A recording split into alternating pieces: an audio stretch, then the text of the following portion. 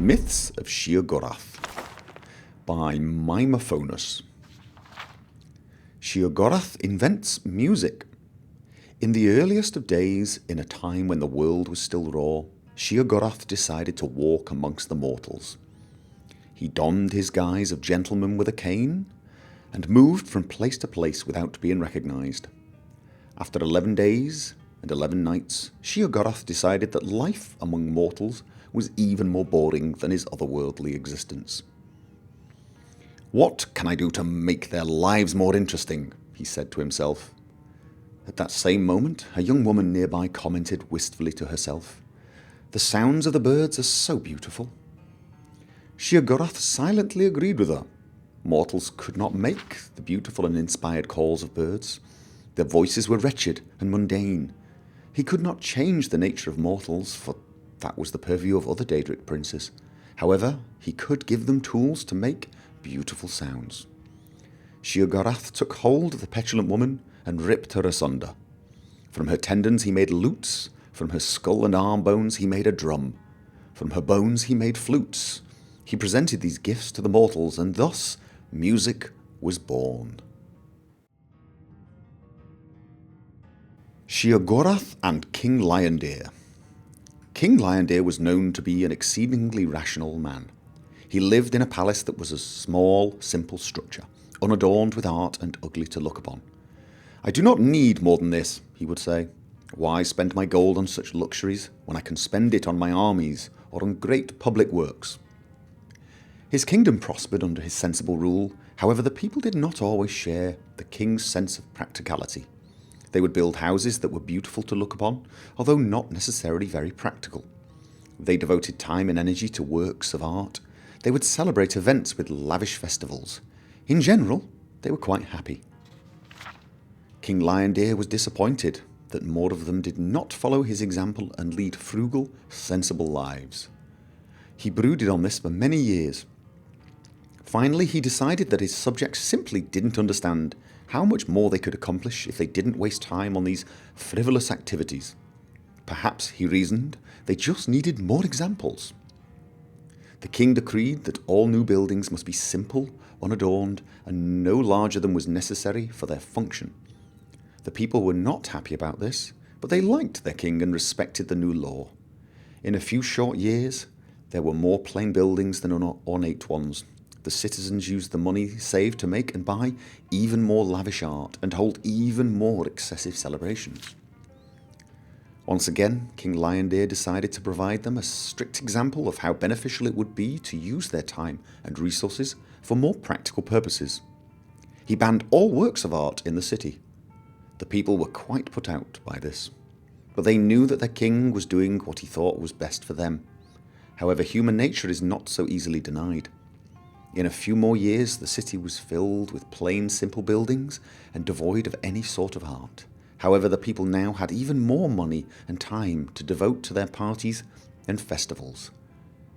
With a heavy heart, King Liondeer decided that his people were to be treated like children. And like all children, they needed rules and disciplines laid down by great figures of authority to make them understand what was truly important in life.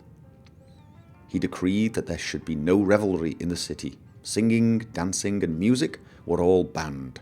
Even food and drink were limited to water and simple foodstuffs. The people had had enough. Revolt was out of the question, since King Liondeer had a very well-trained and equipped army. They visited the shrines and temples in droves, praying to all the gods, and even to some of the Daedric princes, that King Liondeer would revoke these new oppressive laws. Sheogorath heard their pleas and decided to visit King Liondeer. He appeared to the king in his dreams as a field of flowers, each with arms instead of petals and the face of the mad god in the centre. "I am lord of the creative and lord of the deranged. Since you have no use for my gifts of creativity, I have decided to bless you with an abundance of my other gift." From that day forward, every child born in the city was born into madness. Since infants do not reveal illnesses of the mind, it was several years before this was realized. The king's own son was amongst the victims, suffering from seizures and delusions. Yet King Liondeer refused to change his ways. When his son Glint was 12 years old, He stabbed his father while Liondeer was sleeping. With his dying breath, King Liondeer asked, "Why?"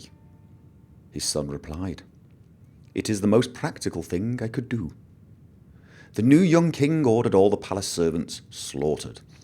He ordered a grand festival to celebrate his new reign and the repeal of Liondeer's laws. He served the crowds a stew made from the carcasses of the palace servants. He ordered the east-facing walls of every building painted red, and the west-facing walls painted in stripes. He decreed that all citizens wear ornate masks on the back of their heads. He then burned down the palace and began construction of a new one. In the palace, the young king ordered his personal chambers do not have any doors, for fear that small woodland creatures would attack him. He ordered that it have no windows, for fear that the sun and moon were jealous of him and plotting his death. And thus ended the line of King Liondeer. The people of the city returned to their grand works of art and raucous celebrations. They talked and acted as if they still had a living king, and even kept up the palace, using it to house and to care for their mad children. Sheogorath was mightily pleased with this outcome. From that day forward, the city was blessed with more than the normal number of gifted artisans and deranged citizens. The Contest of Wills. A mighty wizard named Revate once walked the winds of time to find Lord Sheogorath. His intent was to win a favour from this most capricious of Daedric princes.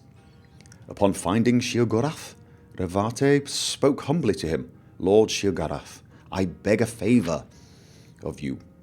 I would gladly drive 1,000 men mad in your name if you would but grant me the greater magical powers." Fortunately for Revate, Sheogorath was in a playful mood. He proposed a game. "I will grant your wish if you are still sane in 3 days. During that time, I will do my utmost to drive you mad. It shall be great fun." Revate was not so certain that he liked this new deal.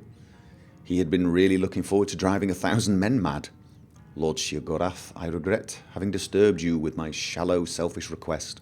I withdraw my unfortunate plea and will humbly leave this place." Sheogorath just laughed. "Too late, mighty Revate. The game is afoot, and you must play." Revate fled, only to find that all exits from the Daedric realm were now sealed. He wandered aimlessly, constantly looking over his shoulder, jumping at every noise. Every moment brought new terror as he waited for Sheogorath to begin. After 3 days, Revate was convinced that every plant and animal was a tool of Sheogorath. He hadn't eaten or drunk for fear that Sheogorath had poisoned the food or drink. He hadn't slept for fear of Sheogorath invading his dreams, which was foolish, as dreams are the domain of Vermina. May she grant us restful sleep. It was then that Sheogorath appeared to him. Revate cried out, "You have set the whole world to watching me. Every creature and plant are doing your bidding to drive me mad." Sheogorath replied, "Actually, I've done nothing. You've driven yourself mad with your fears. Your delusions prove that you are truly deranged, and therefore I win. While you wanted to make 1,000 men mad, I only wanted to break one man's mind. Yours."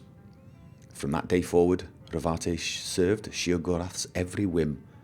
Whenever daring travellers try to approach Sheogorath, Revate warns them, "Sheogorath is already inside each of us.